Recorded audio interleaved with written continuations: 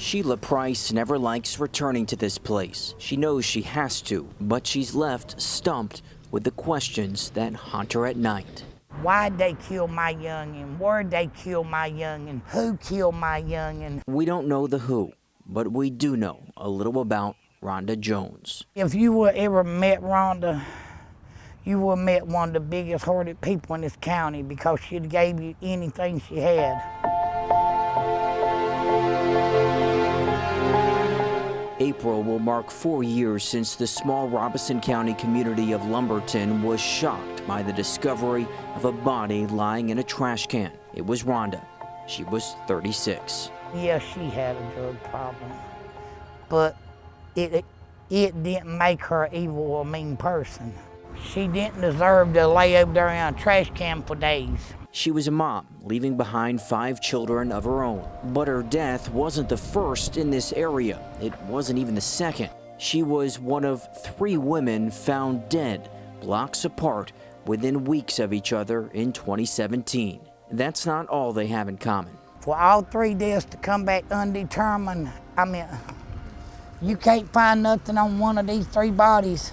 While Rhonda's death may be undetermined, there are many Native American deaths that aren't. The state says there are around 90 unsolved missing or murdered Native American women and children since 1994. And there's nowhere where the issue plays out more than in Robeson County.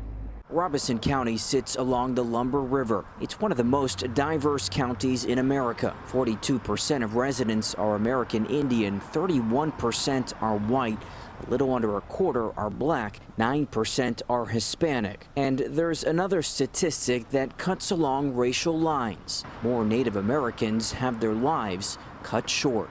There's a sickness in Robeson County right now that needs to be healed. Jane Jacobs is from Robeson and a member of the Tuscarora Nation, one of many tribes in the county, the largest of which are the Lumbees, a tribe recognized by the state but not the federal government. All of these tribes are begging for help.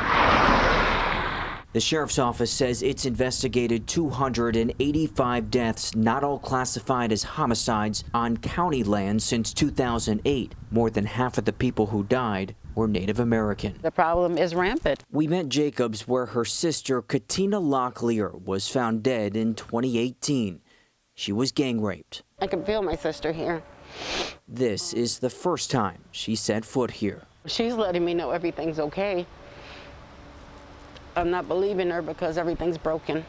Jacobs says in Robeson County, there's something else missing: opportunity. There's no jobs. There's nothing here. It's like being on a reservation out west where you don't have any resources. Just under a third of the county lives in poverty, more than 2 times the state average.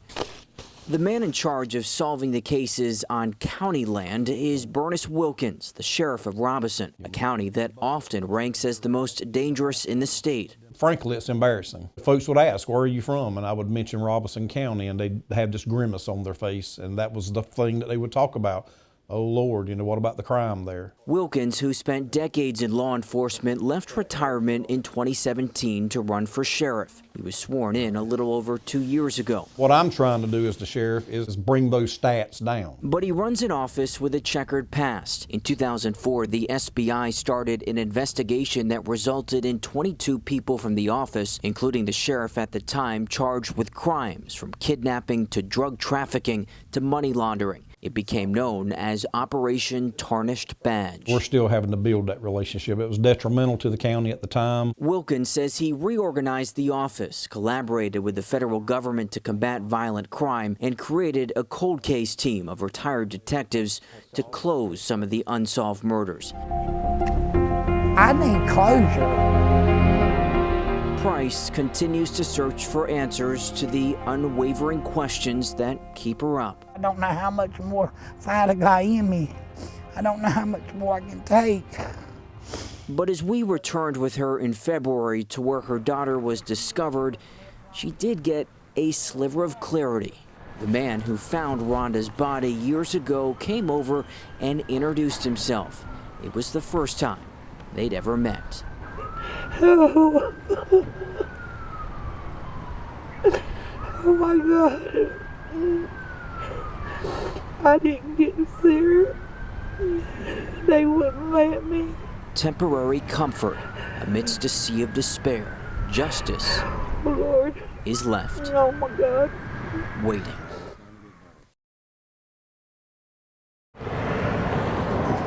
The blinds are drawn tight. Reminders are there to stay away. It's easy to think no one is home. It's been a very traumatic experience for them. But inside this home outside the small town of Pembroke in Robeson County is a mom still in a state of shock. Stephanie Jacobs is her niece. She's very paranoid. She doesn't trust a lot of people. If someone comes to the yard, she doesn't like to open the door. It was almost 8 years ago when the home became a crime scene. This is one of the holes that was left. Someone shot into it. Inside were the mom, Star, and her 3 grandchildren. She was taking care of them for her daughter, Lauren Holmes, who was out. Star was shot and injured. Lauren never came home. Lauren's body was found 2 days later in this canal a few miles away. She was 23 years old, a mother of 3. She had a laugh that was contagious. She could light up any room she walked into. Lauren is one of a long list of Indigenous people killed in Robeson County. I have several friends who have been impacted by a family member being murdered. The county is around 42% Native American. Many of them are in the Lumbee tribe. These crimes hit very close to home for us. 120 miles from where Lauren was found, Brittany Hunt Our justice system is a slow-moving thing. chronicles the cases. She and Chelsea Locklear, who are both Lumbee, started the Red Justice Project podcast in November. Their mission, to shine a light on murdered Indigenous people. These women are not really getting justice. They're not getting their faces in the news, and the police are not, in some instances, even devoting resources to try to solve their cases. Robeson County's violent crime problem isn't unique. According to the National Institute of Justice, more than 4 in 5 American Indian women nationally have experienced violence. More than half have experienced sexual violence, and Native women in some counties face murder rates more than 10 times the national average. I wasn't really 100% familiar with our cases until you actually brought to my attention and wanted some statistics. Bernice Wilkins is the county sheriff who took over in late 2018. He says he knew of Robeson's violent crime problem, but hadn't looked at death numbers specifically for Native Americans. While they are high, Wilkins points out 89% of the cases have been closed by the office, a number one advocate we spoke with off camera says is higher than her count. Those people, as well as African American, as well as Hispanics and any other race in this county, are as important to me as the white population is. Indigenous girls deserve media attention too. Hunt says federal recognition of the Lumbee tribe could bring in needed dollars and resources. While law enforcement support is critical to combat the crime, she says there's a silent killer that's been stalking Native Americans for centuries. History itself. This is not an epidemic, because an epidemic is relegated to time. It has a definitive beginning and a definitive end. But this is an issue that began with colonization. Robeson County's struggles are not new. In the 1950s, the county had separate water fountains, one for whites, one for blacks, and one for natives. And in the 1990s, Julian Pierce, a Lumbee civil rights activist running for a judge position, was murdered. And today, the sheriff's office says more than half of the deaths it's investigated on county land since 2008 are Native American. We need to come together as a community. Back inside that tortured home, a mother still waits to find out who killed her daughter. And at Lauren's gravesite, a bouquet of flowers is a reminder that her memories live on. She's not forgotten. She's loved. And we're going to fight until we get something done.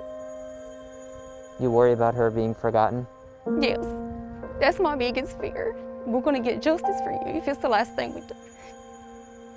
A hunt for justice for an untold number of Indigenous people. In Robeson County, Rhonda Jones, Spectrum News 1.